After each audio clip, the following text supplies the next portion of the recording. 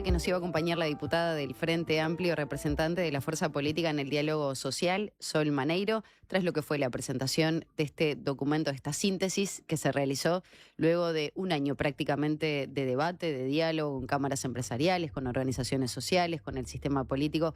Sol Maneiro, bienvenida, buenos días. Buenos días, muchas gracias por la invitación. A usted por habernos acompañado, bueno, en una mañana que creo que es importante desglosar algunos aspectos y sobre todo explicarle a la población de qué se trata este documento final, que tiene muchos aspectos y al parecer hay conformidad por parte, sobre todo, de los representantes del gobierno. ¿Qué balance se hace de la recopilación de estos insumos? Sí, el diálogo se dio en 3 grandes etapas. La primera etapa, que creo que fue la fundamental, fue la de recopilación de insumos.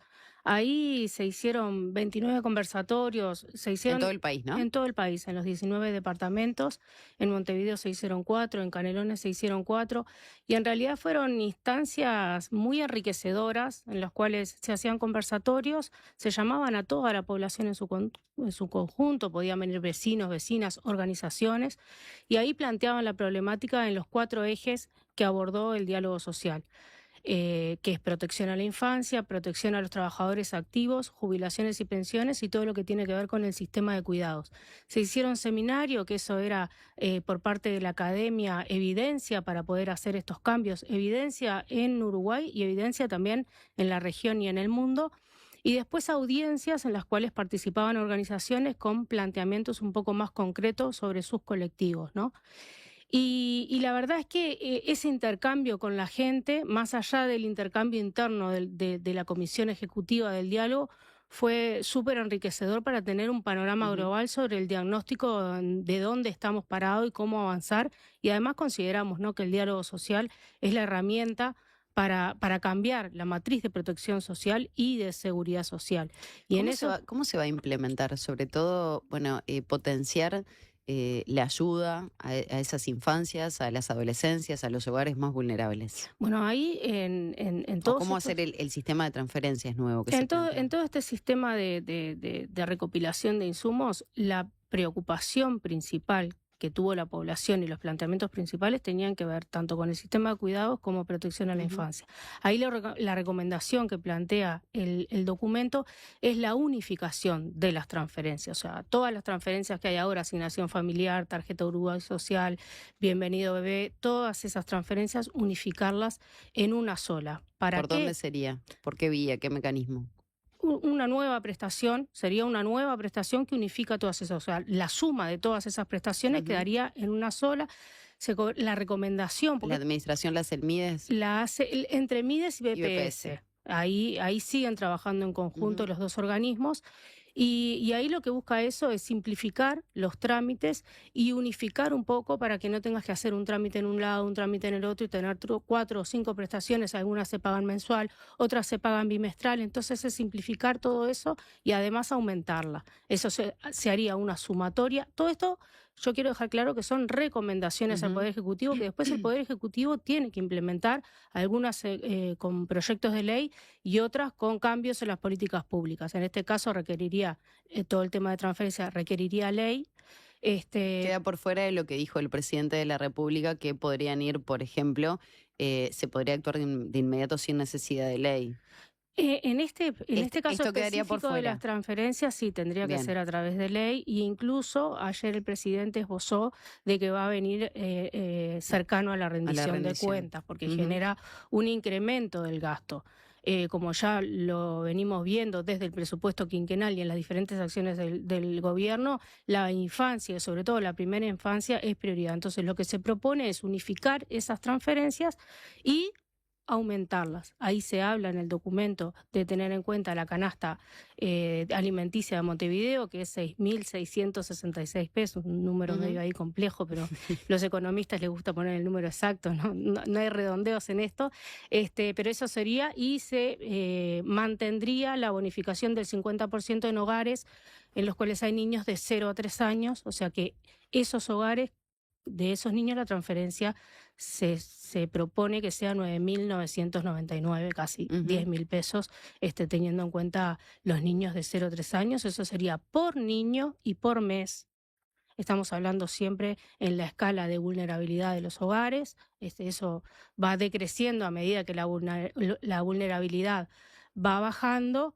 Y bueno, es un poco eso la propuesta que se está teniendo. Ahora hay una especie de diferenciación. Un hogar, cuanto más niños tiene, menos son las transferencias en proporción a los niños. Esto Ujú. cambiaría, sería por niño, o sea que ¿La si hay misma cantidad? el mismo monto por niño en el hogar, no importa si son 1, 3 o 5, Ujú. este, y se haría o se recomienda que se haga mensualmente, que eso no es poca cosa a la hora de organizar la economía del hogar. Nosotros tenemos casos de madres que prefieren cobrar menos, pero todos los meses, que más, pero cada 2 Claro. meses, porque lo que pasa es que se gastan la plata por necesidades que tienen y el otro mes no cobran. Entonces eso también es un cambio que me parece que es importante. Maneiro, queda mucho para profundizar en lo que hace a las jubilaciones, en lo que hace a las AFAP, en lo que hace a los cuidados, pero una de las principales críticas, por ejemplo, de las cámaras empresariales viene por desde dónde se va a financiar, de dónde va a salir este dinero para, bueno, que se aumenten las transferencias, se puedan unificar, se cumpla con las necesidades básicas de estos hogares o por lo menos se intente.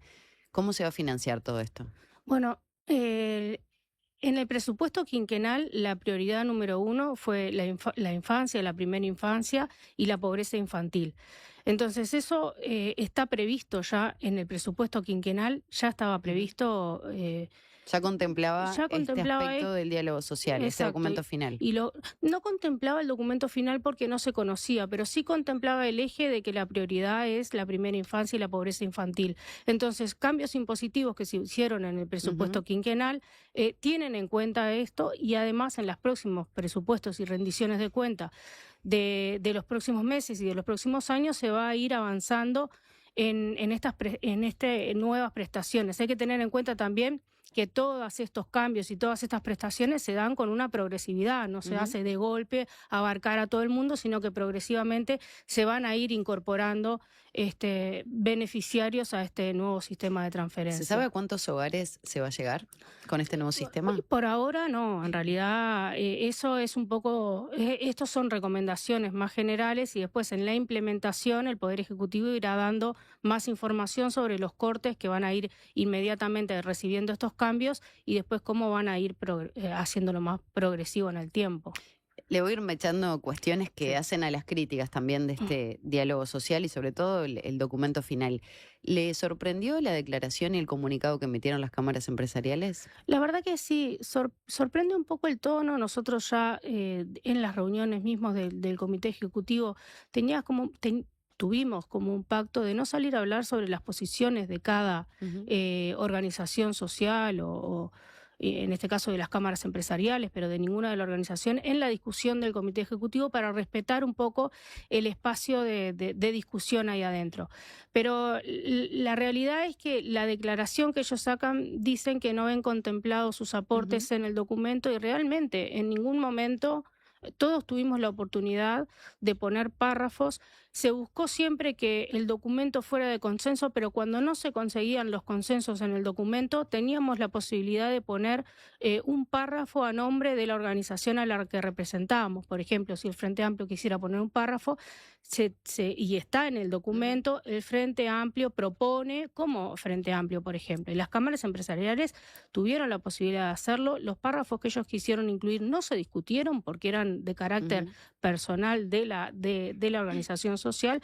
Entonces sorprende un poco que digan que no está contemplado lo que ellos planteaban o los planteamientos de ellos, más allá de las diferencias que pudiéramos tener en el global del documento. Le pregunto, ¿están faltando a la verdad cuando señalan, por ejemplo, que el diálogo exige condiciones de equilibrio, reglas claras y una consideración efectiva de las diferentes posiciones y que no refleja los planteos presentados por las cámaras empresariales? Yo no diría de faltar a la verdad, es el punto de vista de ellos. Capaz que habría que preguntarle a ellos un poco más en profundidad, a ver los motivos por los cuales llevaron a hacer ese tipo de declaración. Ellos habían planteado que posiblemente sacaran un documento con un poco más de profundidad sobre los planteos, porque a veces capaz que en un párrafo no alcanza para poner algo que capaz que tiene una profundidad un poco más ideológica. Pero bueno, yo no siento que no hayan sido contempladas las propuestas o los puntos de vista de las cámaras empresariales. Pero bueno, esto son puntos de vista que podemos tener diferentes. En lo que hace a la realidad del sistema de cuidados, que también se puso el foco allí, ¿qué modificaciones al actual sistema van a existir a partir de, de este diálogo social? ¿Qué se implementa, qué se incorpora como El sistema de cuidado tiene como varias patas, como quien dice. Ahí se aumentan las licencias. El sistema de cuidados en toda la discusión del documento demostró o tuvo en cuenta una gran inequidad en cuanto a al cuidado o a la corresponsabilidad en los cuidados que recarga en las mujeres. Entonces, toda la línea del sistema de cuidados tiene una mirada de género para fomentar esa corresponsabilidad en los cuidados. Entonces, por eso es el aumento de la licencia paternal de 20 a 30 días de corrido. Para los cuidados de los niños, la licencia maternal y paternal se propone aumentar de 6 a 9 meses, pero siempre y cuando los varones tomen un tiempo en ese cuidado y, cambiar un poquito el diseño y avanzar un poco en eso, ¿no? En la corresponsabilidad y descargar un poco sobre los hombros de las mujeres los cuidados de los niños, de las niñas, de los adolescentes, de las personas en situación de discapacidad y de los adultos mayores. Es un poco la mirada que se dio en todo el sistema de cuidados y poner un poco de foco también en los cuidados de larga duración. Se tiene en cuenta dentro de todo este esquema, ¿no? Y ayer hablábamos con CIPIAB, que las mujeres pasaban a ser, entre comillas, y lo quiero aclarar, las principales agresoras, por ejemplo, ¿no? Se cambiaba un poco el rol del hombre como principal agresora a mujeres y tenía mucho que ver con mujeres jefas de hogares y sobre todo con el capítulo que refiere a negligencia, porque muchas veces esos niños quedan solos, menores de edad, porque esta madre tiene que salir a trabajar. Todo esto está contemplado también, más allá de las transferencias que hacíamos referencia, pero para las mujeres jefas de hogar, porque recién se hablaba de la corresponsabilidad, ¿no? En la crianza, en poder tener más licencia, pero cuando no está esa figura paterna, ¿esto también estuvo abordado en el diálogo social? Sí, ahí se habló de la universalidad de la escolarización de niños de 3 años, el aumento, duplicar el ingreso a escuelas de tiempo completo para niñas, niños, de aquí al 2029, ahí también se pone un plazo, porque también se puede decir, fomentar el aumento de las escuelas de tiempo completo, de la inserción de los niños en las escuelas de tiempo completo, pero se pone un plazo específico hasta el 2029. Y sí, siempre estuvo el tema de que el Estado esté más presente a la hora de los cuidados, dando herramientas, sobre todo, ahora una escuela de tiempo parcial, una madre sola, llevar a los niños a las 8, irlos a retirar a las 12 menos cuarto, no tiene posibilidades ni de trabajar, ni de estudiar, ni de desarrollarse. Entonces, en eso se hizo mucho foco también. Ya tenemos que hablar de la protección a los trabajadores, también de las jubilaciones, y quedan muchas preguntas respecto a si se incumple la decisión de 2024, ese plebiscito que no prosperó, pero tenemos que hacer una brevísima pausa, Maneiro. No quiero desarrollar muchos más temas, así cumplimos con los tiempos y después nos metemos con el tema de las AFAPs también. Perfecto. Pausa y ya volvemos.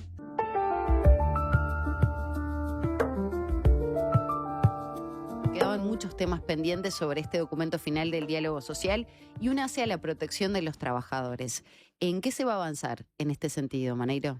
Ahí en la protección de los trabajadores activos, se propone incorporar a los unipersonales y a los monotributistas un seguro de paro, un subsidio por desempleo, que ahí se recomienda que sea de 3 meses, más o menos de las mismas características que tiene la de los trabajadores dependientes, pero un poco menos de tiempo. Esas son recomendaciones un poco generales. Claro, cómo ejecutarla después es lo complejo, exacto, ¿no? Ahí porque después, ¿de qué dependería? ¿Qué base se tomaría? Hoy por hoy hay reglas claras respecto a los trabajadores dependientes. Es por determinada cantidad de meses con un porcentaje tal de su salario que percibía. sí. Eso todavía no está claro cómo se implementaría. No, eso después hay todo un trabajo del Poder Ejecutivo, lo que yo te decía, que estos son recomendaciones más generales, hay todo un trabajo del Poder Ejecutivo para afinar un poco las propuestas, trabajando en ellas, y después que se transformen, en este caso también, en un proyecto de ley, y después toda la discusión parlamentaria que puede tener cambios o no. Bueno, ya saben que no tenemos mayorías parlamentarias, entonces ningún proyecto sale como entra, se hacen varias modificaciones en el medio, así que bueno, tendrían que avanzar un poco en eso. ¿Hay algo más respecto a esta cuestión de los trabajadores activos? Ahora así, por arriba que se me venga a la mente, andaríamos por ahí. Tiene que ver más que nada con el respaldo a los trabajadores que son independientes. Sí, este documento. Sí, después están los cambios con respecto pero ya iríamos a la parte, me parece, de jubilaciones y pensiones con el tema de el baremo por discapacidad, o sea, cambios que tienen que ver con BPS, pero no es tanto de trabajadores activos. Bien, le quiero preguntar por jubilaciones y pensiones, que es otro gran eje temático que tuvo este diálogo social. ¿Se vuelve a los 60 años como edad base? Podemos aclarar esas cuestiones porque era una modificación que se realizó en el gobierno anterior, teniendo en cuenta la tendencia internacional. Eso tuvo fuertes críticas, sobre todo de la central sindical y de varias organizaciones. Sin embargo, bueno, se siguió adelante, se realizó un plebiscito, finalmente no prosperó y ese era uno de los aspectos contemplados. ¿Se está vulnerando la decisión popular o no? A mí siempre me gusta aclarar que el plebiscito lo que planteaba, más allá de bajar la edad de retiro, era colocar en la Constitución una edad de retiro. Yo creo que ahí hay una diferencia. No se va a colocar en la Constitución la edad de retiro, los 60 años. La propuesta que se hace es que todo el mundo se pueda jubilar a los 60 años y de qué manera. La recomendación es que haya una causal anticipada. ¿Qué quiere decir? Que la edad normal de retiro va a seguir siendo 65 años, pero se abre una causal anticipada para que las personas puedan jubilarse a los 60 años y 30 de edad, y ahí la diferencia va a ser en las trayectorias laborales. Por primera vez en este país hay evidencia, hubo un seminario específico en esto, de estudios de BPS y de la Universidad de la República, que dice que las personas que tienen menores ingresos y trayectorias laborales con menores ingresos tienen menos expectativa de vida. Y eso se tomó como evidencia para generar una causal anticipada y que una parte de la población se pueda jubilar a los 60 años de edad y 30 de trabajo y poder cobrar una jubilación igual o mayor que la que cobraría antes de la reforma del 2023, que es aproximadamente un tercio de los trabajadores, el tercio que tiene peores condiciones en el trabajo. Esa es un poco la edad de retiro. Se mantiene la edad normal en 65 años, pero habilita que las personas se puedan jubilar a los 60-30. ¿Qué pasa con esos 2/3 restantes? 60 años de edad, 30 de trabajo. 30 de trabajo, sí. ¿Qué pasa con esos otros 2/3, los que no tienen trayectorias laborales tan complicadas? Se van a poder jubilar también a los 60 años y 30, pero sí extienden su trayectoria laboral hasta los 65 años, mejoran su jubilación hasta los 65 años y 30, que se jubilarían por el monto de la 20.130. Esa es un poco la propuesta. ¿Qué se pensó con esto? Bueno, que hay muchas personas que no llegan a los 60 años trabajando. Y es una realidad, por el mercado de trabajo, por el rubro, por los sectores, por lo complicado que pueden ser algunos trabajos como la construcción, los trabajadores rurales. O sea, hay un montón de sectores de actividad que a los 60 años llegan arañando. Entonces, esto es lo que le permite a ese tipo de trabajadores poder jubilarse a los 60 años de edad y a los 30 años de trabajo. Esto fue contemplado también, por ejemplo, con organizaciones como NAJPU que participaron de la discusión, del diálogo social. Sí, en esto hay el aporte también viene del lado de ellos. Sí. Viendo las realidades de las diferentes situaciones vinculadas a la vejez, a las jubilaciones. Sí, totalmente. En eso hubo un acuerdo bastante generalizado entre las organizaciones sociales, los partidos políticos y el Poder Ejecutivo, que el Poder Ejecutivo lo que hacía en la dinámica de la discusión era traer un documento base de propuesta y en ese documento se iba trabajando en los acuerdos. Así que también. el financiamiento del BPS, porque esto fue uno de los temas, ¿no? que estuvo presente ayer en la conferencia, no se ve vulnerado tampoco por esto. ¿Qué tipo de estudio hubo detrás para poder contemplar estas situaciones nuevas? Ahí el BPS tiene el estudio actuarial que hace los estudios, las proyecciones, que es el mismo estudio actuarial que funcionó en la administración pasada, eso no cambia y es reconocido, o sea, nadie pone en duda la eficiencia del estudio actuarial de BPS y son ellos los que están haciendo las proyecciones y manteniendo los equilibrios de las propuestas que se hacen. Es real que el diálogo social no profundizó en el financiamiento del sistema, ahora mismo hay otro ámbito que es la Estrategia Nacional de Desarrollo, que está discutiendo, por otro lado, otro montón de aspectos que tienen que ver con el mundo productivo, con los cambios en el mundo del trabajo, con la tecnología. Entonces se acordó que la discusión sobre el financiamiento en ciertos aspectos se iba a derivar a la Estrategia Nacional de Desarrollo.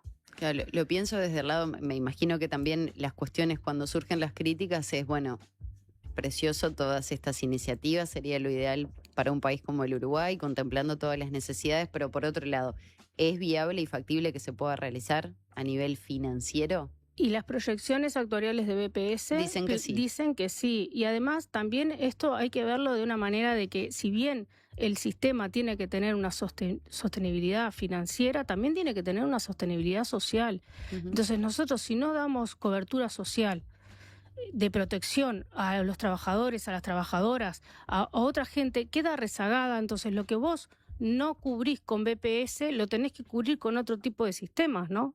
Mismo del Estado. Entonces, lo que no lo cubrís por un lado, lo cubrís por el otro. Por eso la necesidad de ver de manera integral toda esta problemática, porque si no decís, bueno, no te toca una jubilación, ¿y qué pasa con esas personas? Que en realidad no pueden trabajar, no tienen una prestación, tienen que esperar capaz hasta de los 60 a los 65 años sin cobrar nada. Bueno, esas personas las tenés que cubrir por otro lado también. Entonces, me parece que hay que mirar todo el sistema de seguridad social de manera integral y no como una empresa que lo que entra me tiene que dar con lo que sale, porque en definitiva lo que está en juego es la protección de las personas. Maneiro, le quiero consultar ahora por el punto álgido de la discusión que tiene que ver con la SAFAP, pero lo dejé para el final porque me parecía también importante hablar de todos estos aspectos que en realidad hacían también al diálogo social y que contemplan necesidades básicas cuando tanto se habló de pobreza infantil y del sistema jubilatorio y de las cuestiones que teníamos como país, ¿no? Los adultos mayores, los dos extremos a nivel de la vida de los uruguayos. ¿Cómo vio a nivel personal y político también todas idas y vueltas respecto a las modificaciones en las AFAPs? Me estás preguntando los comentarios de los comentarios, lo que se debatió, lo que se discutió. Antes que se conociera el documento final, ya se conocía parte de lo que iba a suceder y generó rispideces con la oposición, críticas muy duras también. Por eso le consulto cómo lo ha visto en estos últimos días la discusión y sobre todo para después meternos de lleno en el documento final. Sí, yo no voy a decir que se veía venir, pero la realidad es que cuando la oposición toma la decisión primero de participar del diálogo y después se retiran del diálogo, no estuvieron presentes en todo lo que fue la discusión de los diferentes temas.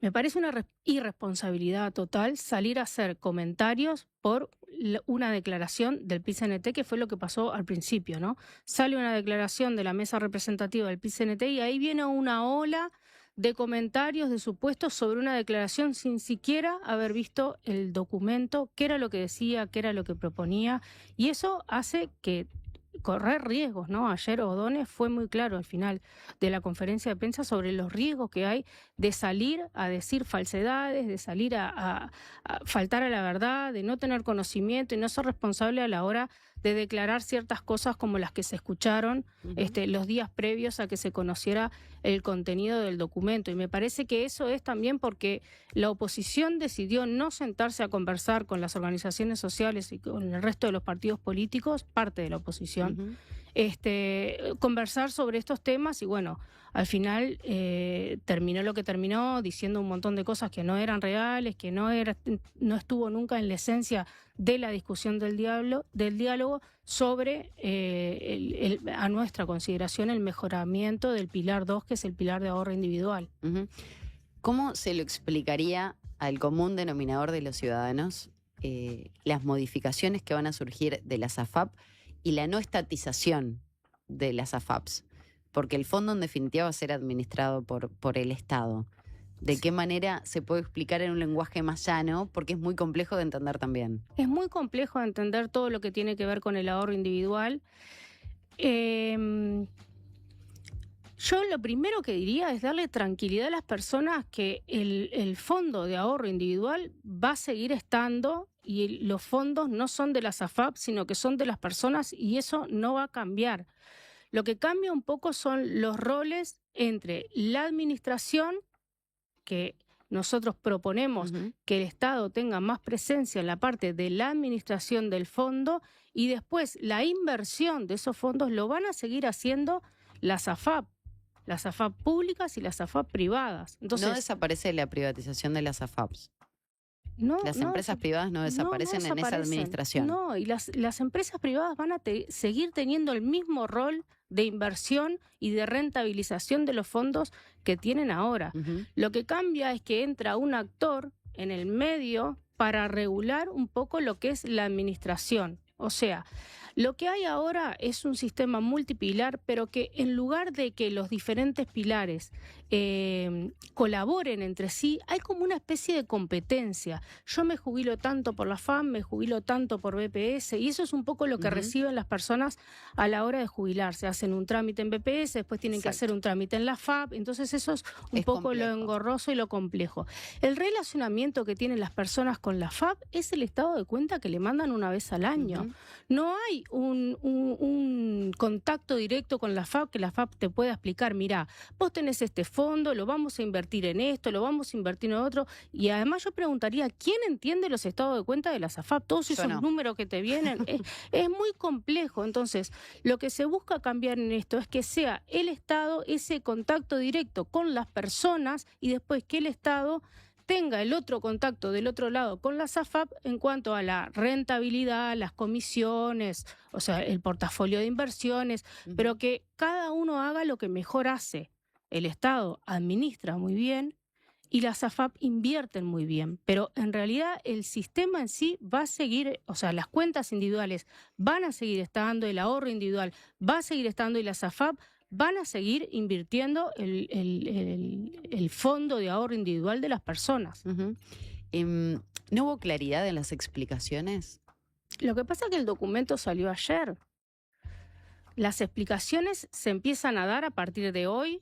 Lo anterior fueron supuestos a través de un comunicado del estuvo el presidente de la República, el ministro de Economía, el director de la Oficina de Planeamiento y Presupuesto, Rodrigo Arim, y sin embargo se puede entender el ringuirranga, como le dicen, político, ¿no? Pero desde la oposición, desde las cámaras empresariales, se señala que justamente quedaron más dudas que claridad respecto a este documento final. ¿Usted entiende que no se fue claro en esa conferencia? ¿Que faltó información? Porque, por un lado, se dice, niego rotundamente que se vaya a instalar una estatización de las AFAPs, pero sin embargo, toda esta mezcla, si no es clara, me parece que puede dar a que se entienda que va a suceder eso. Yo creo que fueron muy claros diciendo que no hay estatización, que no hay una desaparición de las AFAP, que se respetó lo que votó la ciudadanía en el 2024. Pero una cosa es decirlo y otra es explicarlo cómo se va a implementar estas modificaciones. Claro, en una conferencia de prensa presentando un documento con un montón de cosas, un punto tan complejo como es el de ahorro individual o el de las AFAP, es difícil poder explicarlo.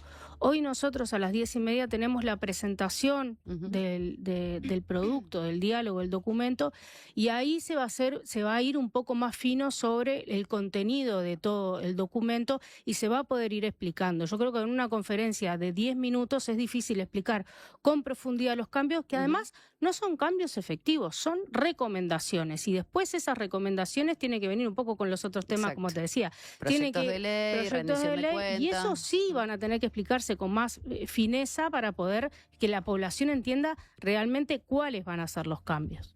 ¿El Frente Amplio queda conforme con este debate, con esta discusión? Era una promesa de campaña ya de antemano cuando varios sectores habían expresado contra ese plebiscito del año 2024, pero sí estaba contemplado este diálogo social. ¿Se quedan conformes con lo que fue el proceso?